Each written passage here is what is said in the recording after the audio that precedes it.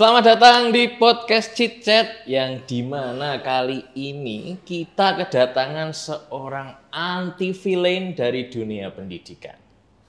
Anti villain yang suka mengajak orang-orang untuk menjadi kutu buku. Siapa lagi kalau bukan Sheila Baca Buku. Selamat datang Sheila. Gimana kabarnya? Baik? Oh, baik, puji Tuhan, baik. Perjalanan ke Jogja tadi aman? Wah, aman, walaupun memang rada capek. Oke. Terus ini, gimana ini? Kira-kira mau jadi cosplay apa lagi? Clue aja kali ya? Oke, dikasih mungkin clue. dari Honkai Star Rail kali ya? Untuk cosplay. Dari Honkai Star Rail ya semuanya. Jadi silahkan nanti tagih si Sheila. Ya. Tagih di sosmednya Sheila. Oke, mari kita mulai podcastnya.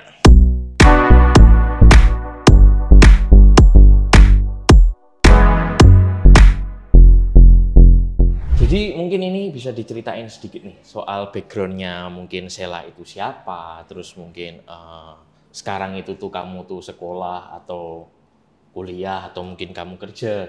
Sebenarnya saat ini aku baru masuk kuliah, maba. Baru? Kamu maba? Iya.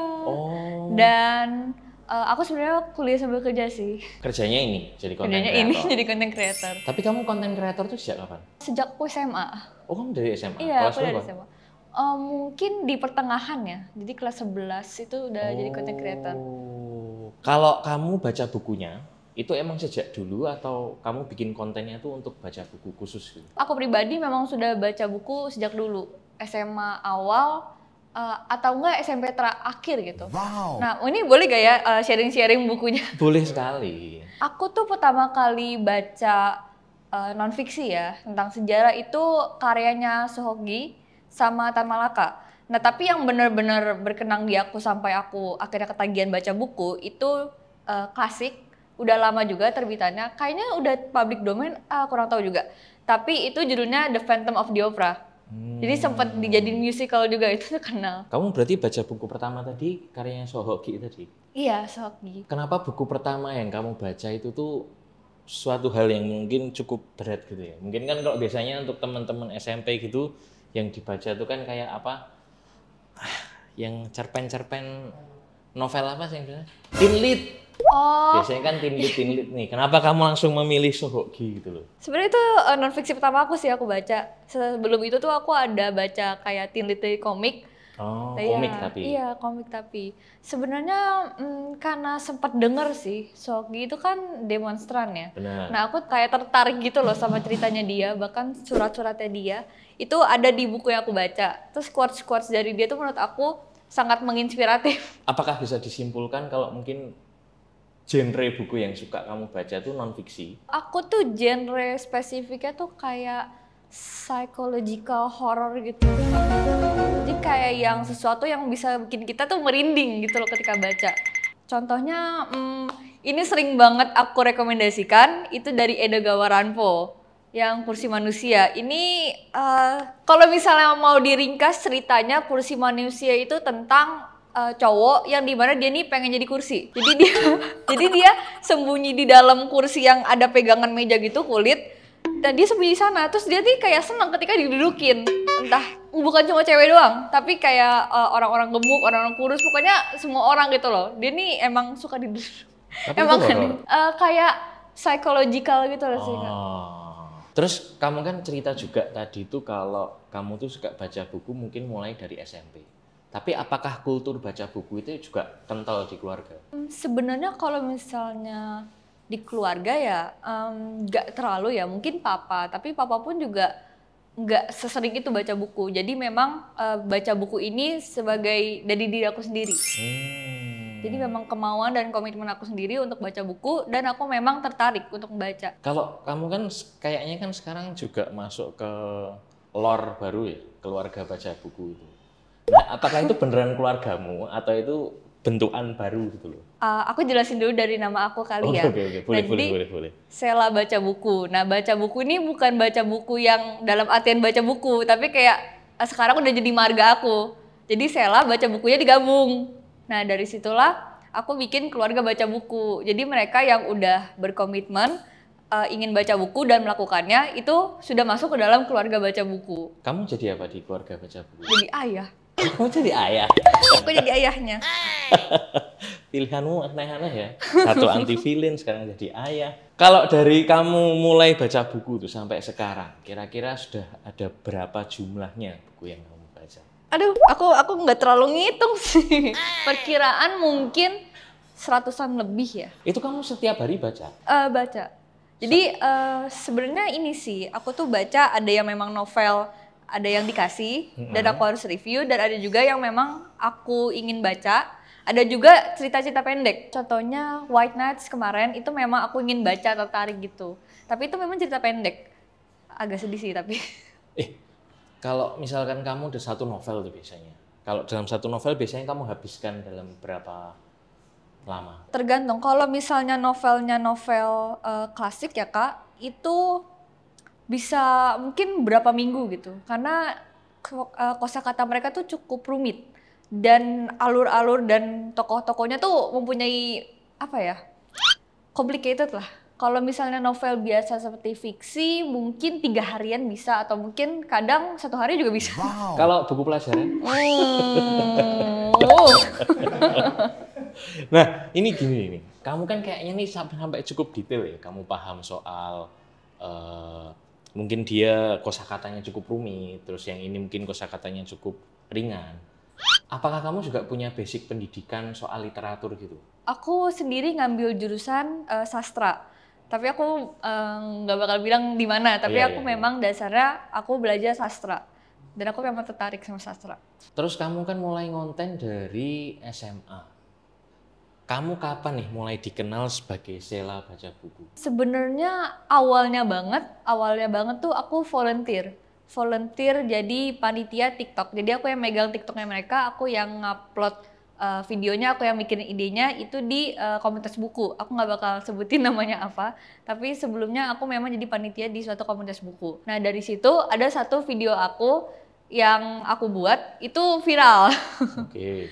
Nah viral, akhirnya ya sudah tuh aku tetap menjalankan komunitas buku itu.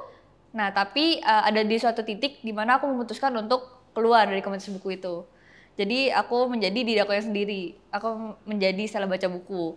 Aku review-review di sana dan ya ngasih hobi aku aja gitu loh. Berarti kamu dulu pertama keluar sebagai Sheila baca buku itu juga langsung naik? Iya. Oh, karena kamu udah dikenal ya? Iya, karena memang mungkin awalnya dari sana kali ya. Jadinya orang-orang jadi dulunya aku nggak dikenal sebagai Sheila baca buku, ada nama lain. Tapi aku yang buat Sheila baca buku itu. Jadi naiklah namanya. Tapi kamu tetap ada Sheila-Sheilanya gitu? Ada. Nah, terus kan aku pernah lihat salah satu videomu ketika kamu diwawancara nih. Kamu kan membahas soal sapi ungu, filosofi sapi ungu gitu ya. Itu kan soal, mungkin dijelasin deh kalau menurut kamu sapi ungu itu gimana? Jadi ini tuh filosofi dari bukunya Seth Godin. Seth Godin itu judulnya sama kok, Purple Cow tapi. Nah, di mana dia nih mengajarkan, sebenarnya ini buku bisnis. Tapi aku menggunakan ilmu itu untuk sebagai content creator. Jadi di antara sapi-sapi coklat, jadilah yang warna ungu, jadilah yang unik, dan jadi yang menonjol. Nah disitulah orang-orang bakal ingat. Jadi misalnya kita lagi jalan nih sama keluarga kita ngeliat ladang. Ladang ini tuh full dengan sapi coklat. Sapi coklat kan kayak, wah sapi coklat. Nah di suatu titik tiba-tiba, ada sapi ungu, sapi ungu. Ya, nah pasti kita bakal kayak kaget. Terus nanti kita ketemu sepupu kita, tadi kemarin aku ngeliat sapi warna ungu loh. Nah gitu. Terus nanti sepupu kita setelah di sepupu kita ngomong sama orang lain kayak tadi di antara sapi warna coklat aku ngeliat sapi warna ungu. Nah disitulah itu perumpamaannya. Jadi kalau misalnya kamu menjadi yang ungu di antara para coklat, itu kamu bakalan dikenal sama orang. Berarti kamu jadi being different lah ya. Nah, ketika kamu dapat filosofinya itu tuh, apakah itu yang memang kamu bawa sebagai personamu sebagai Sheila baca buku? Sebenarnya dari awal aku buat komunitas itu ya, ide-ide yang buat komunitas buku itu, aku udah megang teguh filosofi itu. Jadi awalnya tuh aku cuma pengen orang-orang buat gabung ke komunitas buku itu. Akhirnya aku gunakan ilmu itu untuk membangun konten kreatorku sendiri. Mungkin kalau menurutmu sendiri ya, sapi ungu di dalam persona celah baca buku itu di bagian mana? Di bagian ini sih. Jadi ketika bookstagram lain reviewnya tenang, kalem. Nah disitulah aku bilang disitulah kayak, kalian gak baca buku, aku culik nanti. Ternyata dia juga memang psikopat kayaknya. Sama ini Kak paling kayak ketika bookstagram lagi bilang kayak, oh kalian kalau misalnya baca buku, nanti aku kasih deh buku lain. Nah aku bilang, kalian kalau misalnya baca buku, besok aku cosplay. Oh itu yang kemarin jadi si Anu itu ya? Siapa namanya? Zezi atau? Iya, Cici. Oh, Cici ya. Apakah konten kreator tuh sempat jadi apa ya? Sempat jadi impianmu? Atau maksudnya itu kayak sempat terpikir, kayaknya besok aku jadi konten kreator deh? Atau itu memang accidentally gara-gara kamu sempat pegang sosmednya salah satu komunitas tadi? Sebenarnya memang dari awal aku kecil itu pengen jadi content creator, tapi nggak kepikiran bakal aktif di Instagram, lebih aktif di YouTube. Jadi awalnya tuh kebayangnya pengen jadi YouTuber, tapi bukan YouTuber review buku, enggak. Justru aku pengen jadi YouTuber gaming. Gaming horror. Aku juga kalau misalnya ketemu aku yang zaman dulu itu pasti bakalan kaget. Kok kamu bisa? Kan awalnya kita mau gaming. Kok jadi review buku? Tapi kamu masih suka nge-game? Enggak, aku sebenarnya lebih suka game horror sih dulu tuh. Oh, tapi sekarang udah jarang. Sekarang udah jarang, gara-gara kan kuliah juga jadi sibuk. Iya sih, baca buku terus juga. Baca buku juga. Oke. Nah, terus kan kalau aku lihat juga ya, maksudnya dari beberapa kali kita harus adjust jadwal karena kamu juga perlu izin sama kampus, kamu juga mungkin perlu menyesuaikan jadwalmu di kuliah gitu. Sepertinya kan kamu cukup concern dengan pendidikan. Nah, gimana nih caranya kamu bagi waktu antara pendidikanmu sama kamu sebagai konten kreator? Aku kasih yang bener dulu ya. Oke, jadi boleh. ada salah satu cara aku di mana misalnya aku mengerjakan tugas aku dari jam 7 malam, terus aku selesaikan sampai jam 10. Nah, jam 10 kalau misal tugasnya belum kelar, aku tidur sampai jam 1 aku bangun lagi, aku kerjain sampai kelar. Nah, setelah jam 1, kan aku memang perjalanan dari rumahku ke kampus itu sekitar 2 jam ya teman-teman. Itu either aku nggak tidur, terus tidurnya di kereta, atau sama sekali nggak tidur, jadi tidurnya di kampus. Tapi jangan ditiru ya. Sama paling aku ini sih Kak, skala prioritas. Jadi yang misalnya tugas deadline-nya jauh lebih awal, misalnya besok, itu aku kerjain hari ini. Nah kalau misalnya ada ujian, itu aku cicil satu-satu, itu sih Kak paling. Tapi sempet tabrakan nggak jadwalmu sama kamu misalkan, kamu juga mungkin ada yang review untuk diminta review ya? Itu ada yang dia minta kayak strict, kamu harus review keluar tanggal segini misalkan. Wah itu sering banget sih Kak. Itu sering? Ngatasinya gimana kamu? Ya tadi skala prioritas tadi. Nggak tidur sih. Kalau mau jujur, sebenarnya nggak tidur sih. Dikesampingkan ya, tidur nggak penting sih ya, tidur tuh ya. Kadang tuh memang namanya manusia Kak, kalau capek kan nangis dikit ya. Sambil kerjain tapi. Apa? Yang penting tetap jalan. Nggak apa-apa. Terus ini nih, aku juga sering lihat. Kayaknya itu tuh banyak netizen aneh. Itu tuh yang nge-DM kamu juga aneh-aneh. Mungkin salah satunya kamu bikin konten itu yang ada dia suka sama ya yang itulah ya, nanti yang teman-teman lain bisa cari sendiri di kontennya Sela. Gimana nih? Apakah itu baru pertama kali kamu di DM sama manusia seperti itu atau sebenarnya ada banyak? Sebenarnya dari awal aku di komunitas buku, aku umur 16 tahun, itu udah banyak Kak. Jadi udah mulai kebal gitu loh semakin kesini. Banyak apa ya? Orang-orang aneh tuh banyak di sosial media. Terus caranya kamu ngatasin itu gimana? Ya sabaran aja sih. Dulu pertama kali kamu mendapatkan DM aneh itu, responmu apakah kamu cukup sedih atau? Ada satu komentar yang sampai sekarang masih melekat di aku ya. Tapi ini kayaknya bukan komentar aneh.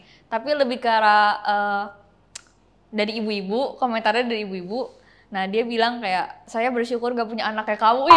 Pas itu aku kaget banget kan. Nah pertama kali itu aku nangis. Jadi reaksi pertama aku tuh nangis, pasti sedih. Terus itu kamu respon nggak? Enggak aku kamu respon, diemin aja? aku diemin aja. Berarti sekarang kalau misalkan ada DM aneh itu juga kamu diemin aja? Kadang kalau misalnya DM anehnya tapi lucu, itu aku taruh di reels buat jadi contoh nih, jangan nih kayak gini, jangan. Kalian netizen aneh, kalian nggak digubris kalau chat-chat aneh-aneh ya, jadi Jangan lagi-lagi kalian kayak gitu. Tadi masukin ke Reels. Nah, tuh nanti kalian masukin ke Reels. Di-spill nggak sih? Waduh, jangan. Oh enggak. Maksudnya nggak pernah kamu spill orangnya? Separah-parahnya komentarnya nggak pernah aku spill. Ya, mungkin nanti di-spill ya, biar kalian malu sendiri tuh. Terus ini nih, kenapa kamu menyebut dirimu itu sebagai anti-villain? Kenapa nggak sebagai anti-hero atau bahkan hero sekalian gitu? Mungkin aku bilang yang hero aja kali ya. Oke. Dari awal aku tuh tidak menyatakan bahwa aku ini seorang pahlawan, enggak. Jadi kenapa aku memilih anti-villain gara-gara kan kalau pahlawan dia nih bisa mengorbankan segalanya tapi dengan cara yang benar kan Kak. Oke. Nah tapi dengan anti-villain tuh dia memperjuangkan hal yang benar tapi dengan cara yang salah. Nah menurut aku iya, karena kan ketika orang lain ingin mengajak orang baca buku tuh dengan pelan-pelan, aku tuh enggak kayak kamu dar. iya, aku bisa melakukan apapun walaupun itu kekerasan demi kalian bisa baca buku.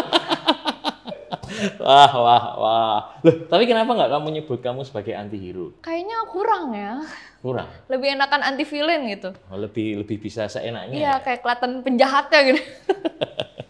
Kamu kan sebagai anti-villain tadi kan kamu sering ngasih challenge nih sama netizen misalkan kayak ayo baca buku, nanti kalau kalian baca buku aku cosplay.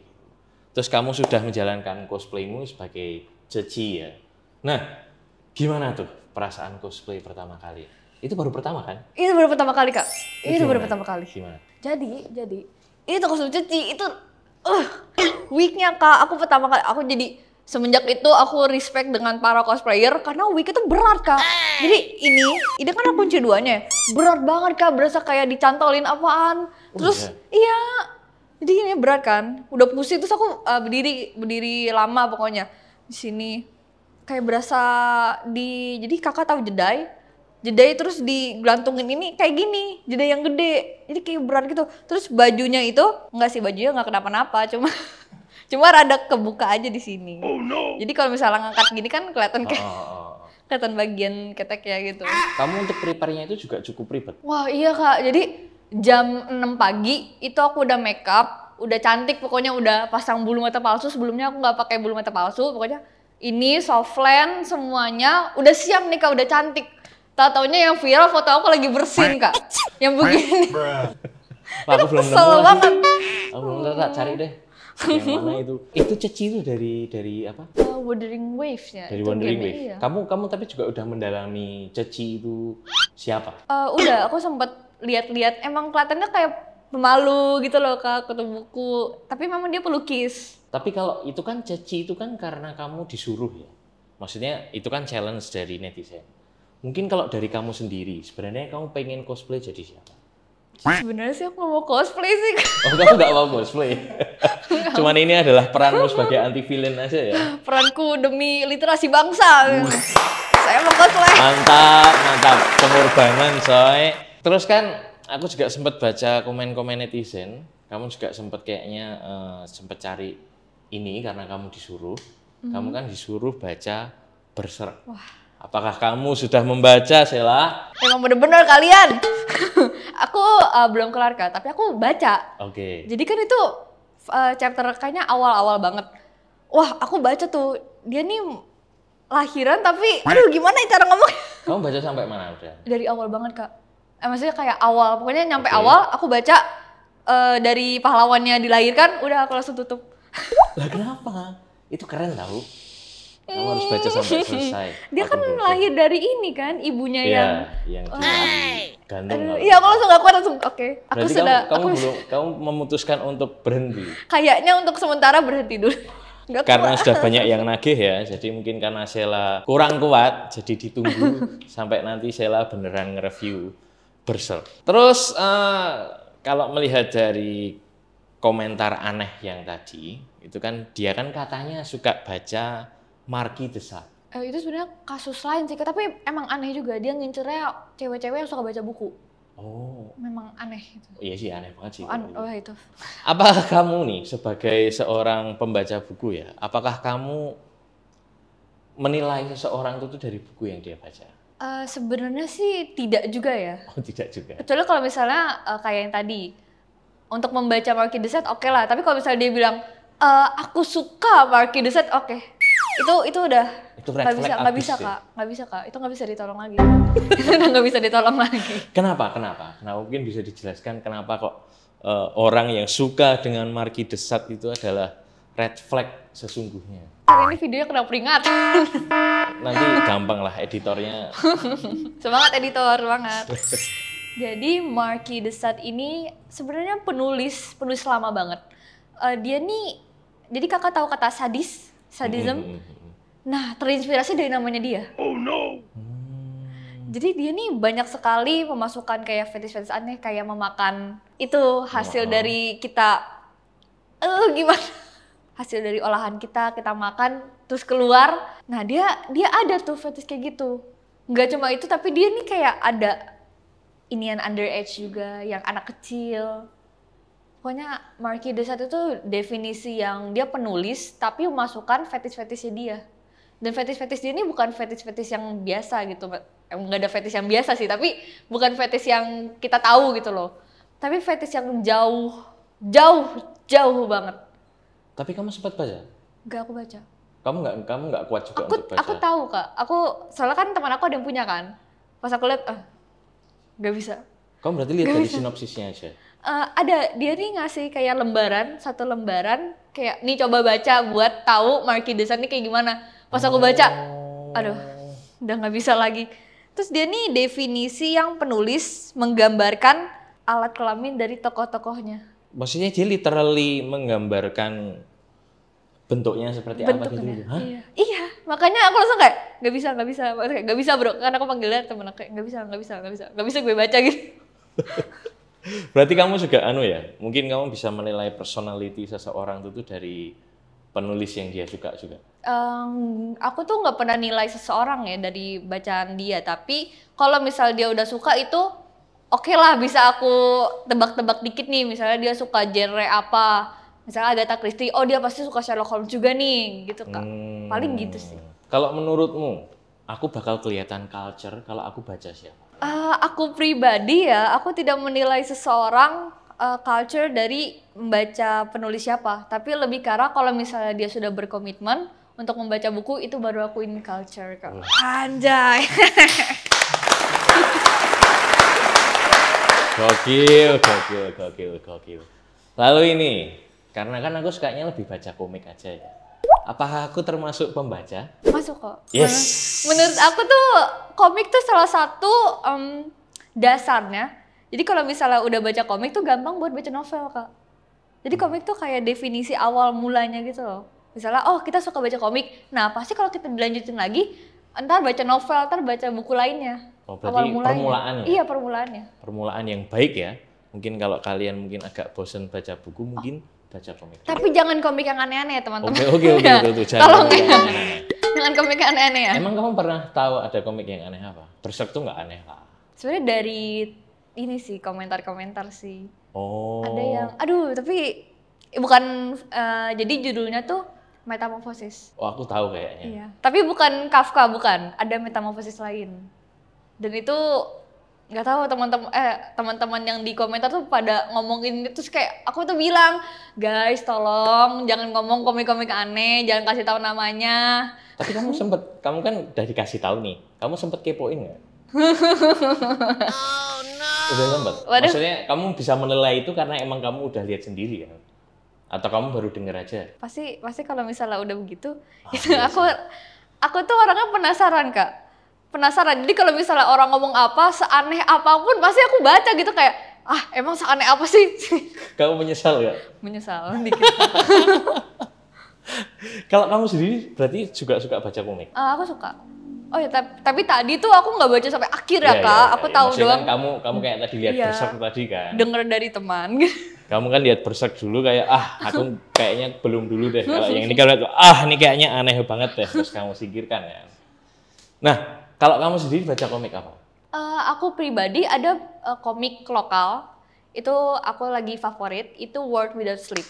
Jadi itu tentang dunia, sebenarnya kayak zombie, tapi bedanya tuh kalau zombie kan karena virus. Nah kalau ini tuh gara-gara kita nggak bisa tidur. Jadi World Without Sleep itu kenapa kita bisa menggila, itu gara-gara ada penyakit yang dimana nih wabah orang-orang tuh jadi nggak bisa tidur. Nah karena nggak bisa tidur, orang-orang tuh jadi kayak nyerang chaos lah intinya kota. Dan itu sayangnya baru season 1 sih. Aku bener-bener lagi nunggu season 2-nya kalau misalnya dibuat. Itu ada buku cetaknya atau online? Oh itu memang buku cetak. Oh itu udah buku What Did cetak. Sleep, iya. Yang lain nanti mungkin teman-teman netizen bisa dicek tuh. Salah satu komik favoritnya Cella, World Without Sleep ya. Iya. Oke, karyanya siapa? Itu karyanya Deddy Kurniawan. Deddy Kurniawan. Itu ada lagi sama Kak Faisal. Oh. Ya, jadi mereka berdua. Oke. Kamu kan sekarang itu kan sudah hobi banget membaca buku. Bahkan kamu katanya sudah membaca ratusan buku. Apakah pernah terbesit di pikiranmu kamu ingin menjadi seorang penulis? Sering banget. Aku tuh udah dari lama pengen nulis buku, Kak. Ini kalau misalnya nggak sibuk aja, ini pasti udah ada di buku. Tapi kamu udah kepikiran ada cerita apa gitu? Ada, Kak. Tapi kalau misalnya aku nerbit buku tuh, ada suatu prinsip dari aku tuh aku pengen namanya tuh nama laki-laki. Jadi nama pena itu bukan nama aku, tapi nama cowok. Karena aku ingin buku itu tuh karya aku terkenal, bukan karena akunya, tapi karena memang dasarnya karyanya. Kalau kamu bikin ceritanya itu, kira-kira kamu pengen bikin cerita soal apa? Genrenya mungkin juga psychological horror atau bukan? Wah, enggak sih. Paling kayak The Great Gatsby kali ya, Kak. Oh, di gitu. mana mengeksplorasi tentang American Dream, tapi untuk di sini aku pengen membahas kayak kota-kotanya, kota Jakarta dan semua kehidupan mewah di kota Jakarta itu aja sih, Kak. Lalu nih, untuk pesan ke teman-teman kita, ke penonton kita, gimana caranya mereka bisa meningkatkan minat baca? Sebenarnya dari minat baca ya, dari yang pengalaman pribadi aku, Kak, itu kelilingi diri kalian dengan komunitas buku. Komunitas buku, jadi kalian bisa berdiskusi mengenai buku-buku apa aja yang sekiranya kalian tertarik. Dan pada dasarnya kalian harus berkomitmen. Misalnya kayak, kalau misalnya kalian ingin baca buku tapi nggak berkomitmen mengenai waktu, itu sama aja sia-sia. Kalau misalnya dari aku, komitmennya kayak gini, kasih 15 menit setelah bangun tidur atau sebelum tidur buat baca buku. Itu ya gitu sih, kalau misalnya buat meningkatkan minat baca ya. Untuk teman-teman yang mungkin udah punya anak, mungkin gimana caranya mereka juga supaya anaknya itu tuh minatnya tuh juga mulai terbentuk dari kecil. Anak itu bercermin kepada kita ya. Wah ini. Anjay. Bijaksana. Jadi anak-anak itu tuh bercermin sama kita. Kalau misalnya kalian ingin anak kalian buat rajin baca, kaliannya juga harus ngasih contoh yang benar. Kalian harus ngasih contoh dan ngelilingin anak kalian sama lingkungan yang mendukung. Kalian kasih support buku-buku dan kalian juga harus nemenin mereka, entah ngebacain dongeng atau mungkin kalian sendiri gitu loh baca bareng sama mereka. Itu sih kalau misalnya kalian memang ingin anak kalian untuk rajin baca. Kalau misalkan nih mungkin tapi tadi dibacain dongeng sih ya. Iya. Kalau dongeng kamu yang paling suka apa? Apakah Kancil Nyolong Timun? Waduh. Aduh, dongeng yang aku suka apa ya? Banyak sih. Paling ini sih, Kak. Gadis Korek Api ya, karyanya Hans Christian Andersen. Itu dongeng menurutmu? Iya, Gadis Korek Api, Kak. Itu kayaknya Gadis Korek. Aku tuh tahu deh. Aku ingatnya ya, siapa? Totoro, bukan Totoro. Yang buku apa itu yang gadis? Red Riding Hood. Bukan. Apa ya? Ada yang tahu nggak ya? Novel Toto. Toto-chan, Kak. Tak kira Toto-chan. Tadi bayanganku langsung Toto-chan. Ya kalau Gadis Korek Api sih itu bener di dongeng. Peter Pan aku juga suka baca. Aku udah baca klasiknya, Kak. Oh iya. Jadi versi originalnya gitu loh. Tapi itu kayaknya juga lebih nggak sih? Memang susah bahasanya. Karena kan itu udah zaman dulu ya. Jadi untuk vocabulary-nya cukup rumit. Sebagai statement terakhir nih, beri kami semua 3 rekomendasi buku yang mudah dibaca di awal-awal. Ini terserah kan mau sedih, mau happy. Terserah. Oke. White Nights karyanya Dostoevsky. White Nights karyanya siapa? Fyodor Dostoevsky. Fyodor Dostoevsky. Lalu? Apa ya? Kalau misalnya yang ringan-ringan tuh biasanya aku rekomendasiin yang tipis-tipis aja ya. Tokyo Schoolgirl kayak Dazai Osamu, walaupun itu agak pesimistik. Tokyo Schoolgirl dari Dazai Osamu. Nah, ini yang paling favorit nih. Nih, Kursi favorit Manusia Edogawa Ranpo. Wah, itu ya yang tadi udah disebut ya, Kursi Manusia karya Edogawa Ranpo. Ya, itu adalah 3 rekomendasi buku dari Cella Baca Buku. Jadi kalau kalian tertarik, mungkin bisa dicari buku-bukunya. Ya, mungkin ada pesan-pesan dari Kak Cella atau mungkin kamu punya proyek yang mau disampaikan atau gimana mungkin? Kesan-pesan ya. Jangan lupa baca buku ya. Roar. Wah.